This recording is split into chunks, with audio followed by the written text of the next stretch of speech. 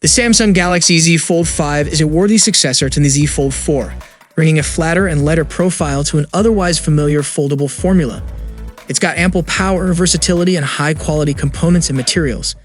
But the same as last year, photography and narrow cover screen don't hold up well against the much wider Pixel Fold. In the short time I've spent with the Fold 5, the impressive improvements are obvious, but it's also very clear the phone lacks that special something to make it a true standout alongside its predecessor. It's not the end of the world, but the big problem for the Galaxy Z Fold 5 is that it's launching alongside the Galaxy Z Flip 5, which is really different from the last one. As personal preferences go, I always found the Fold to be big and bulky. Portability is something I value in foldable design, and this ain't it. It's a lesson on prioritizing certain characteristics over others, and a tacit understanding that producing things at scale is going to make some people happier than others, while leaving every single one of them at least slightly disappointed. For the Fold, priority comes in the form of a big screen. In spite of what some angry people on the internet will likely say in the social media replies to this very story, the appeal is clear. Given the choice between watching a film on a 6-inch smartphone and a 7.6-inch, I know what I'm picking every time. Granted, I also have a larger tablet at home, so I don't find myself in that specific scenario every day. Finally, as much as I love the flexible 7.6-inch display and appreciated the widening of the cover screen with the Galaxy Z Fold 4, I'm realizing that the narrow 6.2-inch display on the Galaxy Z Fold 5 is insufficient for real-world productivity. Again, I came to this realization after using the Google Pixel Fold's much wider aspect ratio 5.8-inch cover display. Samsung considered making the Z Fold 5 wider, but ultimately did nothing to the screen aspect ratio or display technology between generations. I don't discount this screen as a camera viewfinder, a content browser, and social media reader, but typing on it is not good. The keys are too cramped and I often mistyped. Worse, in some apps, the keyboard sits right on top of the on-screen home button, and more than once I popped out of an app because I hit that instead of a key. Despite all this, I'm still a Galaxy Z Fold 5 fan. It is fun to hold and use, takes nice, if over-vibrant photos, and is about as peppy as a handset can get. If this is your first Fold, it's a winning choice. If you already own a Galaxy Z Fold 4, hold onto it and wait for the Z Fold 6. As for the hinge function, it's smooth and solid. I have opened and closed the phone hundreds of times and it felt just as sure at the start as it does now. When it's folded closed, you're looking at sandwiched, polished aluminum colored glass on the rear and a tall cover screen. It feels solid but not overbearing and fits neatly in almost any pocket, despite the addition thickness over a conventional candy bar smartphone. After testing the phone both in lab conditions and the real world, in direct sunlight and in a very dark room, the range Samsung screens offer is exceptional. They beam brilliantly for easy viewing both indoors and out, and get soothingly dim for comfortable bedtime reading. If you pick up a snazzy S Pen case for your Fold 5, you can only use the stylus pen sold separately. On the large main display, not a deal breaker, but worth noting. The fact Samsung's big screen has a prominent crease line also creates a bump while jotting or doodling on it. But if those two negatives don't put you off, we really appreciate the versatility the S Pen brings, especially when paired with excellent apps like Concepts or the pre-installed Samsung Notes. You will notice the flexible screen crease even if it seems slightly less pronounced. But I promise that when you're using the display to play games, watch Netflix, take photos, with it serving as your big screen viewfinder, and manage multiple apps at once, you won't notice it. Overall, everything looks good on the big primary display. It's perfect for watching videos on the train and just right for my Asphalt 9 Legends obsession. It's also versatile thanks to its flexibility. Samsung continues to refine the Fold's software experience. In fact, the line is blurring a bit between the desktop and mobile here.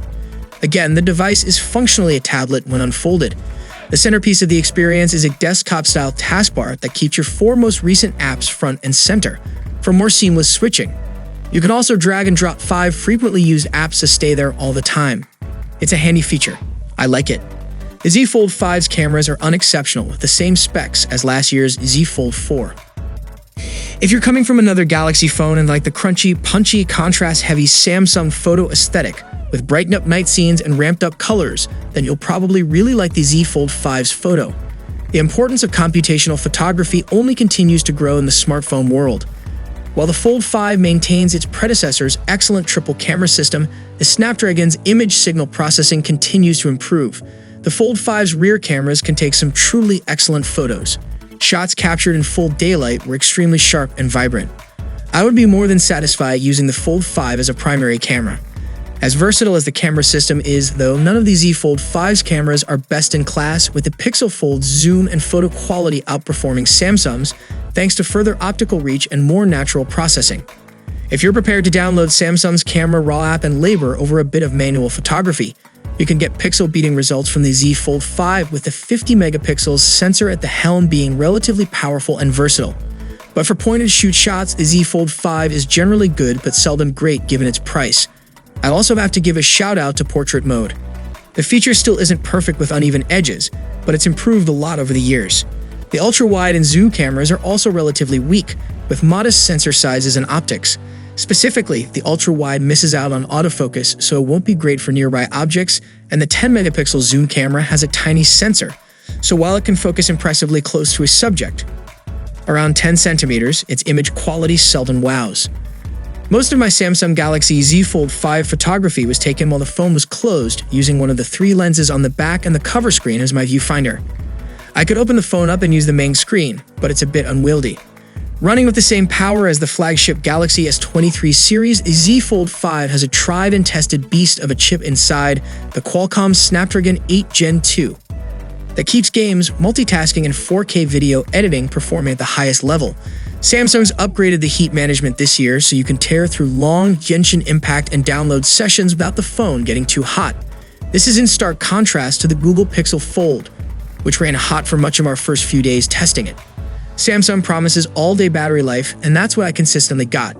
Most days it was 15 hours of use or more.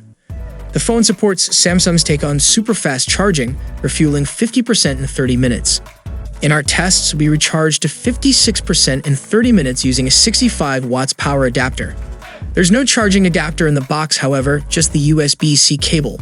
So if you want the fastest charging speeds, you'll want to pick up one of those compatible 65 or 45 watts adapters. I was also able to charge on a variety of Kai wireless chargers. The phone also supports wireless power share, which means when enabled in settings, you can place one Samsung phone on top of the other to transfer battery power from one phone to the other, or to earbuds, or a supported smartwatch.